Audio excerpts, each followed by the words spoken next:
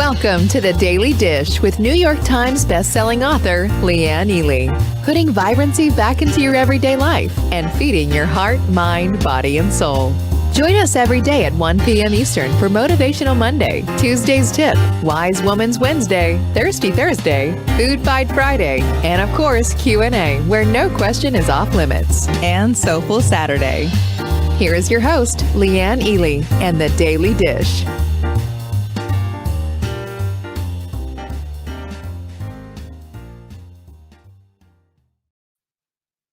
Here come all those wise women. I see you. It's so good to see you all. I see Catherine and Noreen and Nancy and Marguerite and Flynn and Cheryl and Catherine and Jocelyn and Jane and Denise and Yvonne.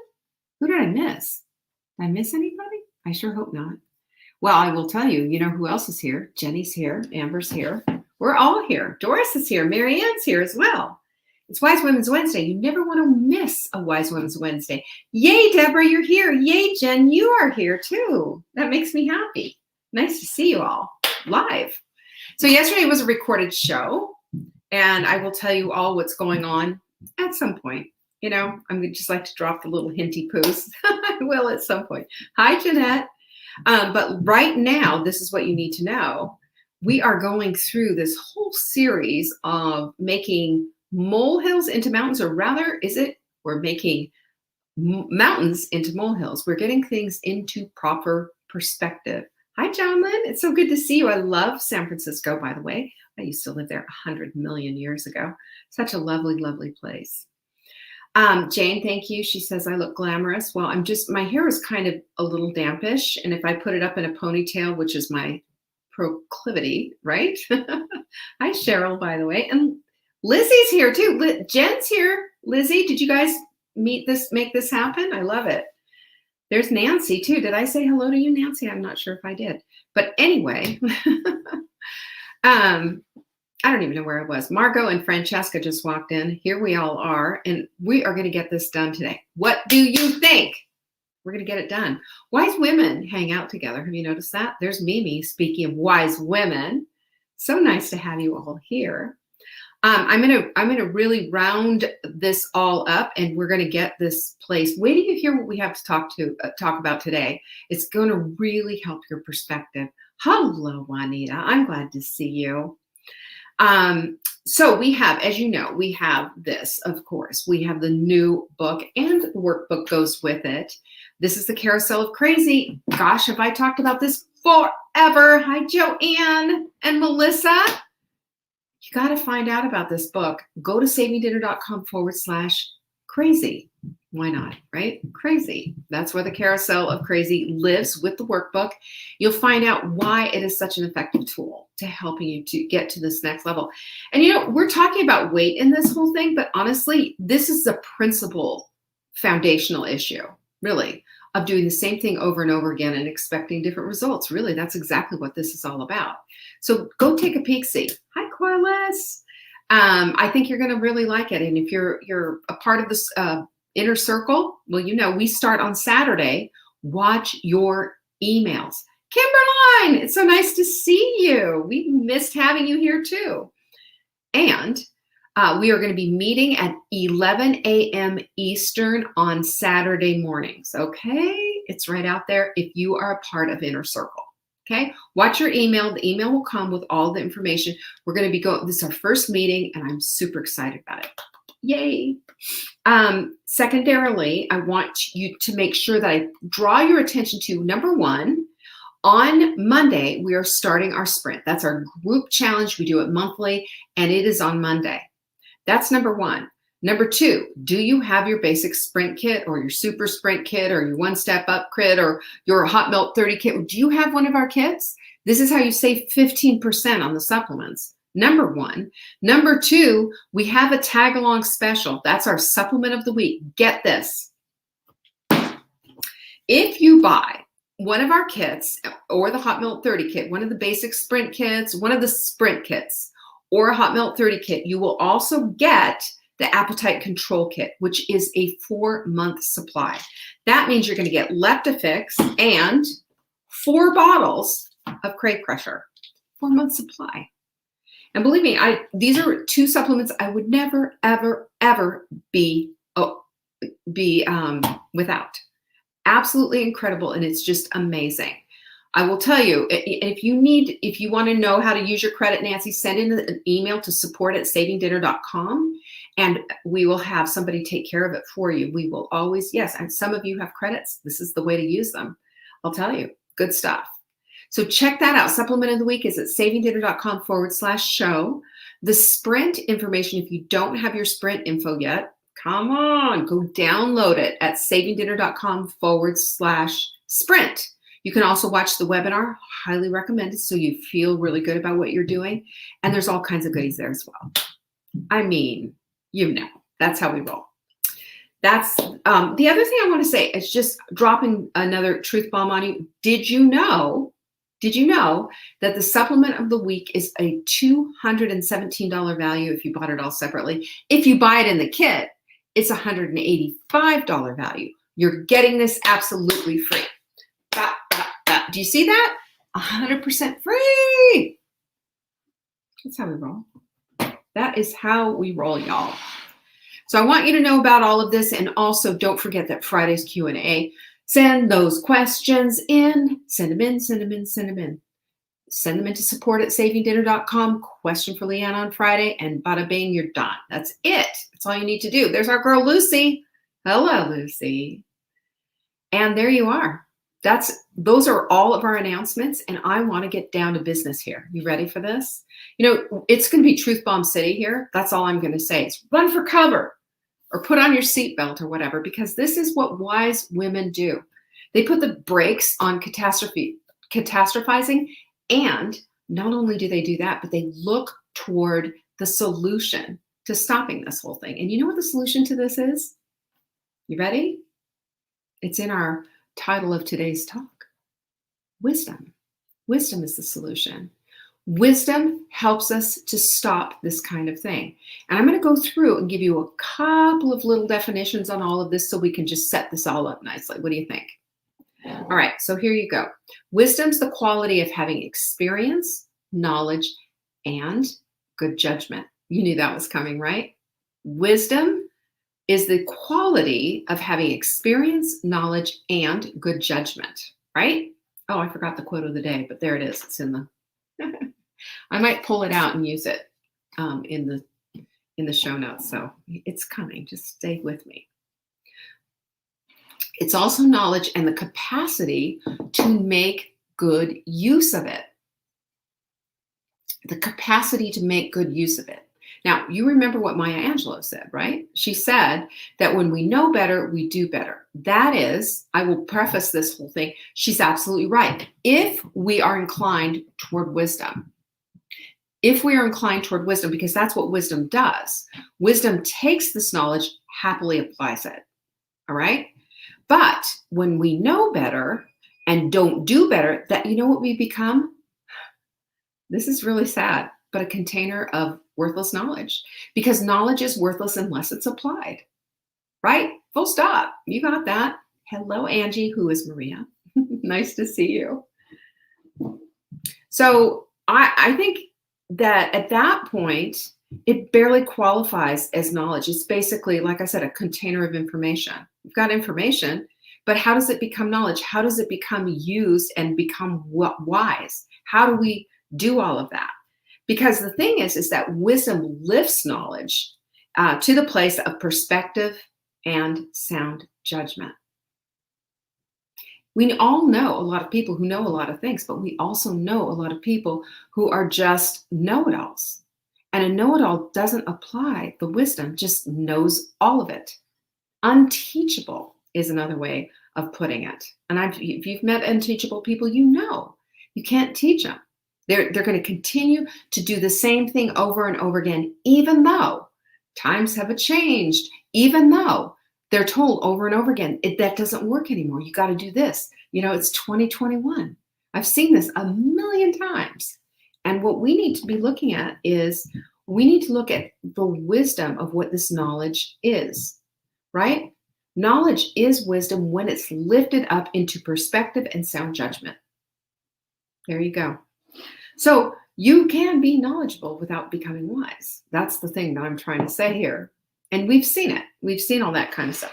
Proverbs 4:6 says, do not forsake wisdom. She, I love it that wisdom is called she. Do you like that? She will protect you. She will love you, and she will watch over you. Wisdom is supreme. Wisdom's supreme. What does supreme mean? It means the very top end thing that you could possibly attain. Hello, Vanessa.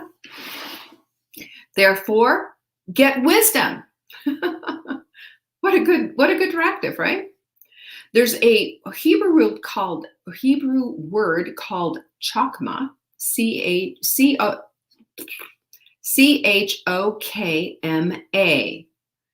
And it's the divine, like I said, it's the Hebrew word and for wisdom, and it means both divine and human wisdom. So you see, there is wisdom in both realms, isn't there? Both wisdoms right there. So I think that this is my opinion, okay? I'm not a Bible scholar. I'm not pretending to be one on Facebook or anything like that. But there are two things that I pulled from this that I think is so good. And one is that wisdom, divine and human, is attainable, because here's another one, another little Bible gem to drop down on you. It says, he will direct our paths. What does that mean? Well, if he's going to direct our paths, then that means that we can ascertain that divine wisdom from him, right? Proverbs 3:6 says that. So we are directed, number 2, to see it out. Also, to seek it out, right? Seek and ye shall find. That's another one that we've heard before. So do you see how all that works? I mean, isn't that so very, very cool? Hi, Jackie. So if we're mountain makers out of molehills, that is, we've left wisdom behind, big time. Can we just make that a declaration? I mean, wise women don't do that. They don't leave wisdom behind. But if we're making mountains out of molehills all the time, and we're catastrophizing and wringing our hands and all of that, it's because we've stopped the seeking. We're not seeking wisdom at that point. Instead, we're relying on our own experience and our own perspective. And guess what? That's all skewed. We all have a skewed perspective. Remember, we talked about confirmation bias. We all have confirmation bias. We don't see things exactly the way maybe we need to. We all see through the glass darkly. Ever heard that one? The thing is that it's very hard to not be skewed in the way we think. And this is why we ask for wisdom and we seek wisdom with all that we have, so that we're not sitting in this pile of thoughts that are driving us nuts and making us think that things are much worse than they are, or making us feel half human. This is what happens with all of that. So I also believe that catastrophizing is a little bit of a habit. It's just something like, oh, and see there, and there it is, and then we have our brain playing into it, and we're getting the evidence to support all these claims. And it's a big crappy mess. So we have to get out of that. So how do we do it? I've got 5 things, well, maybe 6, I think. And I'm going to say there's 6. Yep, there's 6. I got 6 things that are going to help you with all of this. And me and everyone else, because everybody does this to some degree.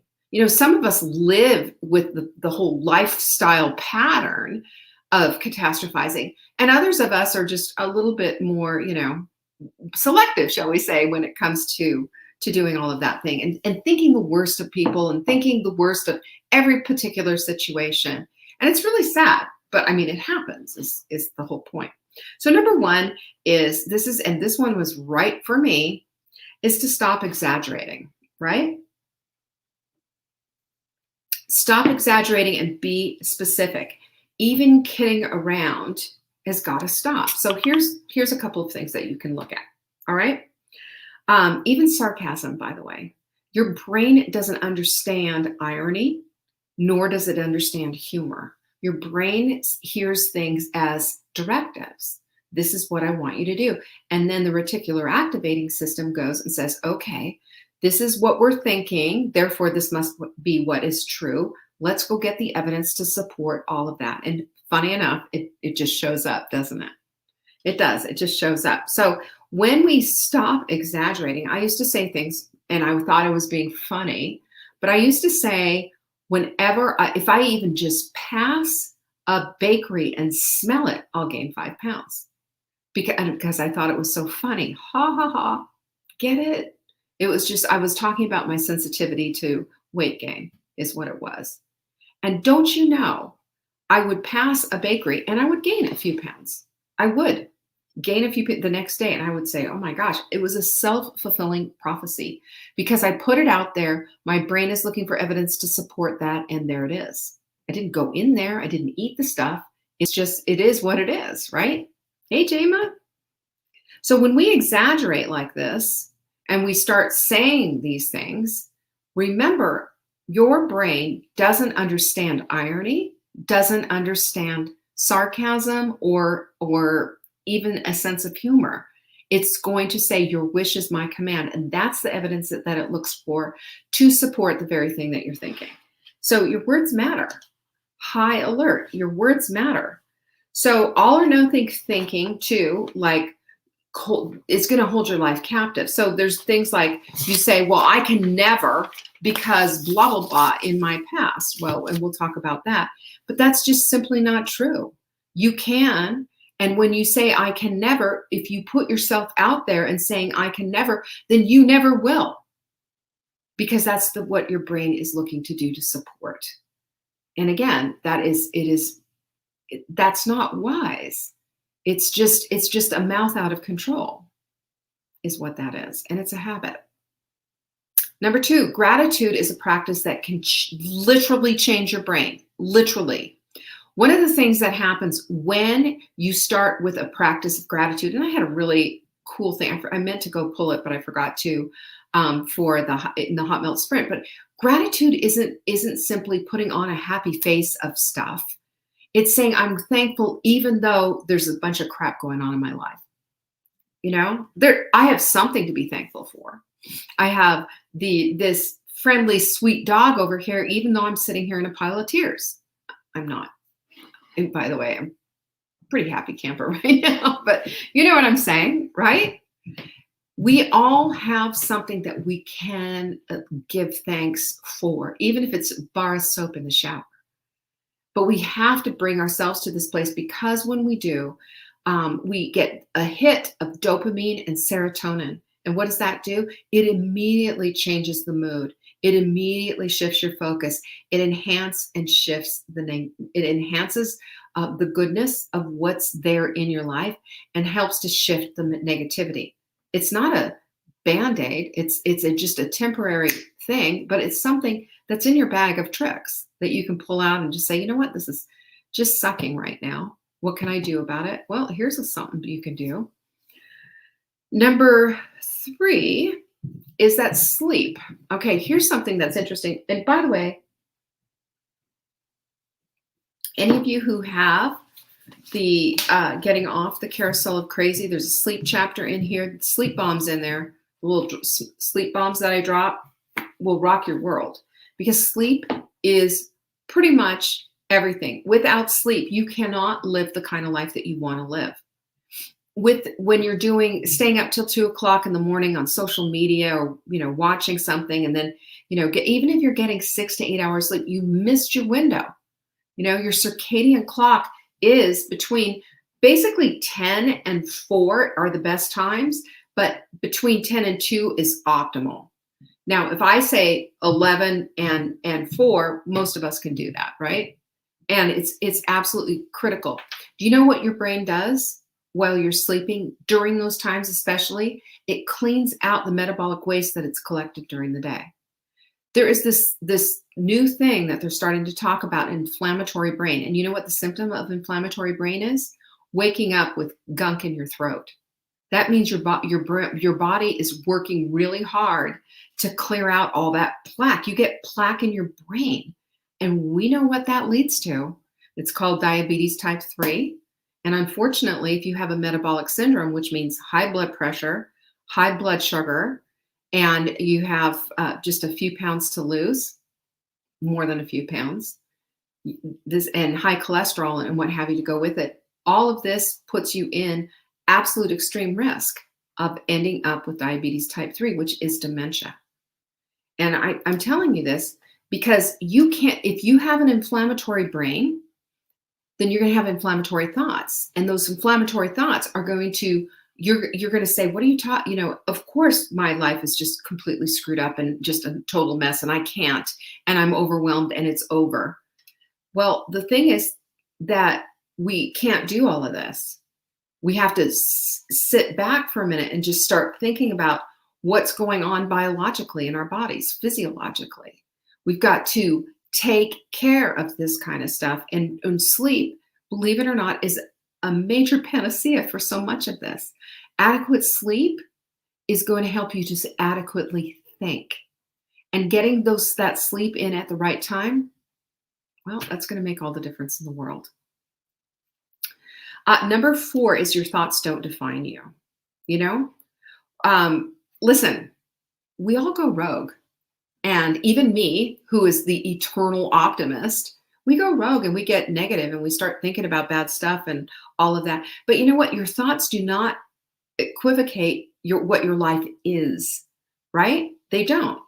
I think what we need to do sometimes is we just need to look at our thoughts as almost like leaves going down, in a creek with the water going down the water. Which ones do we want to pick up? Which are the pretty ones? The rest of the garbage we can just let go by. We can choose our thoughts. We can. We have the ability and the capacity to choose them. So listen, here's the thing that I think. Our thoughts are just thoughts. They are not the definitive sum total of who you are, although that our thoughts do eventually become things, and our thoughts do attract in the things sometimes that we don't want. But we can choose to let them go, and we can observe them as maybe a third party. And we've talked about this, and just kind of taking a step back and saying, okay, so what the heck is going on here? What am I thinking? What does this really mean? And do I need to emote over this, or do I just need to analyze what the heck is going on right now? It's a great tool because it takes you out of your head for a minute and it makes you feel a little bit better. Now, Kara Lowenthal, she has a podcast called Unf Your Brain. Yep, that's the name of it. So don't let that, she's not one to watch her language, shall we say. Brilliant woman. And she has this thing called the thought ladder. And it just absolutely lit me up. And I love her ideas. And the thought ladder is like, let's say you have this really negative thought here. And up here is the thought that you want to have. But to get from this negative thing to this high thing, well, there's too much of a stretch there. You can't say, oh, I hate my body. It's so ugly. It's all full of stretch marks and fat and this, that, and the other thing. And then wake up in the morning and say, oh, you beautiful goddess. That's probably not going to happen. But her thought is to kind of walk yourself up to that and just maybe have a neutral thought. Okay, well, here we go. It's just so, here I am, I'm in this body and I have gratitude for the body, just a neutral, like cooling off period, of that particular thought. In other words, you don't have to leap from one really tragic bad thought to one really high thought. You can instead start implementing some other thoughts in between and go up the ladder till you finally get to the goal thought that you want, the one that's going to make you feel good, right? It's incredible. So a thought ladder is a great tool. You might want to take a look at that and maybe take a listen to her podcast. The other thing is that the past does not predict your future. This is number 5. There's hopelessness associated with catastrophizing. And when we are in that place, it's just like everything's going wrong. The world is going to hell in a handbasket. See, I've got the evidence to support all of that. This is my life. This is my family. This is all the things. And, we just have everything is explosive. Everything's inflammatory. And we're seeing things through with that lens. But this is the thing. That can become learned helplessness. Like, see, I can't control any of this. And then what do you do? When you have this learned helplessness, you're just saying, but nothing can fix me, so back off, you know? And it's not that you need platitudes and putting on a smiley face.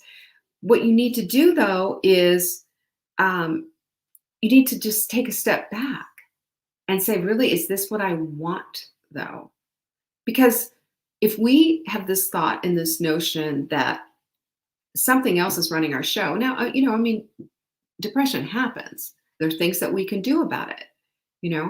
We can either do some counseling, or we can do some medication, or we can do some meditation, or there's a whole lot of stuff. And maybe it's a combination of all of the above.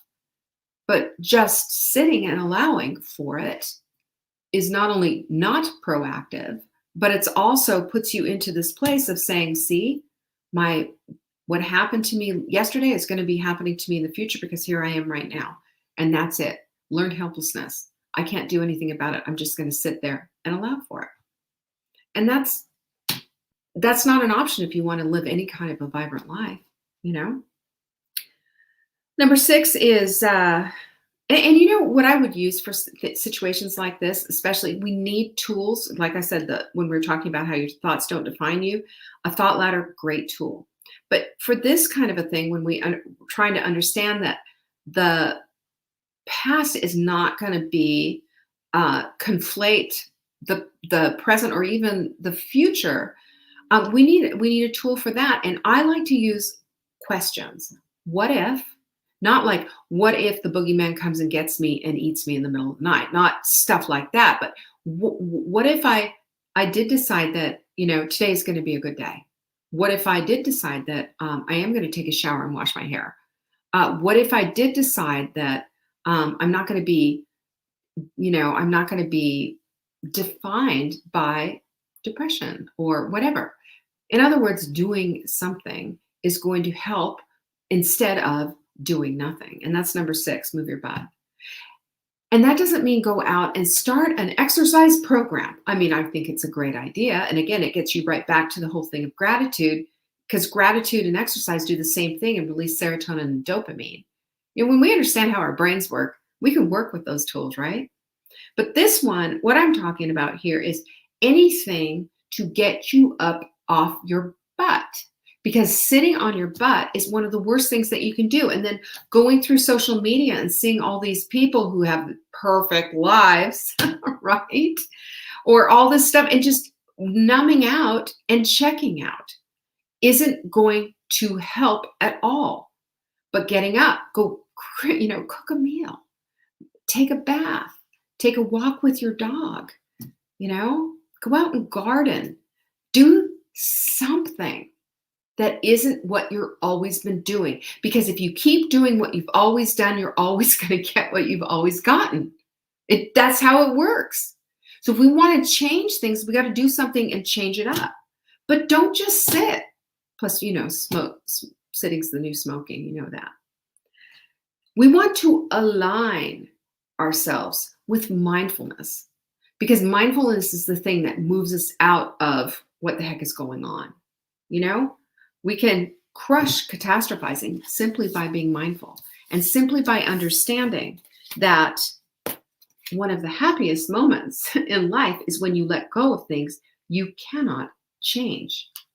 That's our quote of the day, quote of the week. And part of catastrophizing is holding on to everything and thinking it's just, a disaster. I can't, and holding on to the stuff that you cannot change and thinking, well, what if I just did this one thing? It's not going to change a thing, is it? And when we get to that place, we are happy because we've let go of something that's held us down for so very long.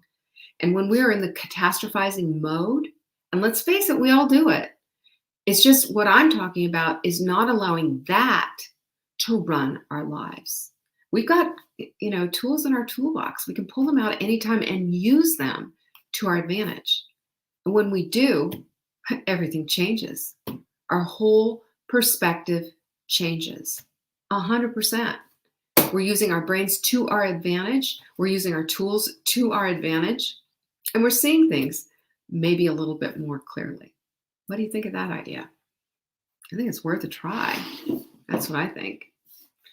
Well, I hope you found that helpful. I sure enjoyed writing about this. I always have aha moments when I'm in the midst of doing all of this stuff. So I invite you, by the way, to join me tomorrow for Thirsty Thursday. Join me next week, and a whole slew of us who pinkies up are all in on doing the sprint. The sprint starts on Monday. Are you ready? Go to savingdinner.com/sprint. It's all 100% free. Get your guide printed out. Get all the goodies that we have there. And for heaven's sakes, do take advantage of those basic sprint kits. When you buy a basic sprint kit, you're going to get an appetite control kit worth $187. Absolutely free. You want to check that out. savingdinner.com/sprint. I see you, Catherine. I'm doing it with you. Peace be with you. Thanks for joining me today. Thanks for watching. You can find us on YouTube on the Saving Dinner channel or on the Saving Dinner Facebook page. Check back daily for new episodes, Monday to Saturday at 1 p.m. Eastern. If you missed the live show, you can watch the replay. Until next time, pinkies up.